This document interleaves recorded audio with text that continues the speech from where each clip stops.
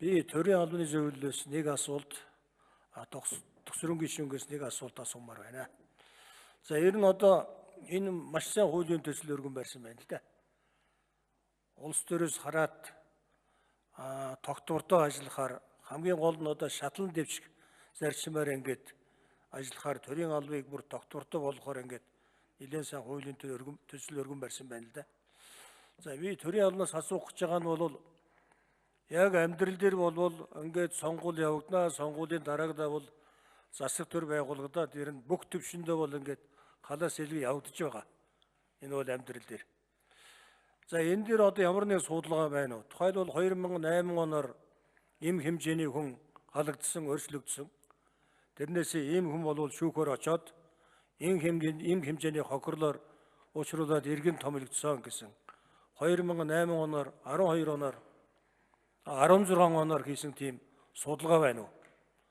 Энэ онуудад одоо захиргааны хэргийн шүүхээр шийтгэгдээд иргэн томилогдсон, учирсан хохирлын хэмжээний тийм судалгаа байна уу гэсэн нэг асуулт байна. За хоёр дахь нь хууль санаачлагчаас асуух асуулт бол энэ хууль өөрөө тогтвортой байж л ингээд хууль сан гэрэж байна. Мөрдөгдөн л дээ. Тэгээ энэ их хурлаар бид нар хуулиа батллаа. Тэгээ энэ хууль өөрөө тогтвортой байх одоо баталгаа байна уу? Дараагийн одоо их хурл гарч ирээд бүрэн ирэх байна. Өөрөө хуулиа өөрчлөөд өөрөө ингээд одоо тохируулаад хууль гаргаад явчихдаг шүү дээ. Тийм учраас таны хууль тогтвортой байх юм бол төрийн алба тогтвортой байна. Төрийн алба тогтвортой байх юм бол төр хүчирхэг байна. Тийм учраас энэ хууль өөрөө тогтвортой байх баталгаа байна уу гэсэн асуулт байна. Баярлалаа. Товтсрон гишүүн асуултанд хариулъя. Ажлын хэсэг хариулах. За. 83 дугаар микрофоныг. 83 байна уу? Цогодроо. За 83 дугаар микрофоныг өгье. Ажлын хэсэг хариулъя. За Бадлахаан гишүүний асуултанд хариулъя.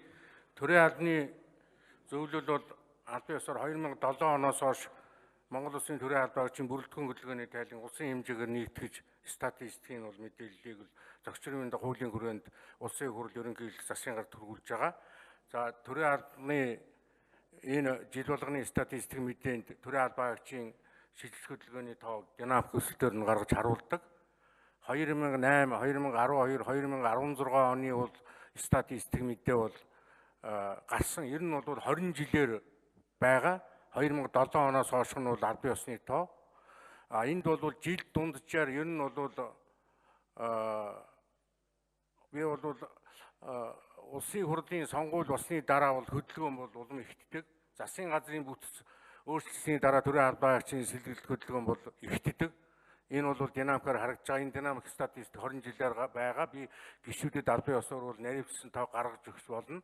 За сүүлийн энэ 12 жилийн хугацаанд бол улсын хурлын сонгуул болсны дараа жил дунджаар бол 15-аас 16 мянган төрийн албаагч янз бүрийн шалтгаанаар бол хөдөлгөөнд орсон ийм статистик тоо бол байгаа. Энэ бол тоо бол өнгөрсөн 2012 оны улсын хурлын сонгуулийн дараа бол 19 мянган, одоо 2016 оны 22 гаруй мянган албаагч хөдөлгөөнд орсон. Хөдөлгөөнд орсон шалтгаан нь бол тусдаа бол дэлгэрэн гарч байгаа. Статистик мэдээ бол гаргаад бол хүргэгдсэн байгаа 2016 он. За шүүхийн шийдвэр төрийн албаагч засгийн газрын бүтцийн өөрчлөлтний дараа бол ихэнх голдуу төрийн албаны хууль заасны дагуу бол шүүх рүү хандж байгаа. Хуулиар хандсан төрийн албаны зөвлөлд тандаа төрийн албаны зөвлөл өөрийнхөө хуулийн заасан бүрийн эрхээр хэрэгжиж байгаа маргаан хянаж шалгах шийдвэрт хянах ёстой зүйл заалтаар бол харьяаллын дагуу бол төрийн албаны зөвлөлд харьяалагдж байгаа бол би толбогдох шийдвэр гаргадаг. Төрийн албаны зөвлөлд хамааралгүй харьяалагдахгүй шүүхийн шийдвэр шүүх рүү явдаг ийм одоо хуультай. Жилд энэ өнгөрсөн жил бол жил дунджаар сүүлийн 2008-аас 2016 он жил дунджаар 300-аас 400, 500 орчим хүн дунджаар бол төрийн албаны зөвлөлд бол гомдол гаргадаг. Янз бүрийн шалтгаан хууль ёсоор алдсан гэж. За жил дунджаар 160 орчим хүний асуудлыг төрийн албаны зөвлөлд бол зохицрын дагуу шийдэж байгаа. За шүүхтэр үлдсэн маргаан бол шүүх рүү явдаг.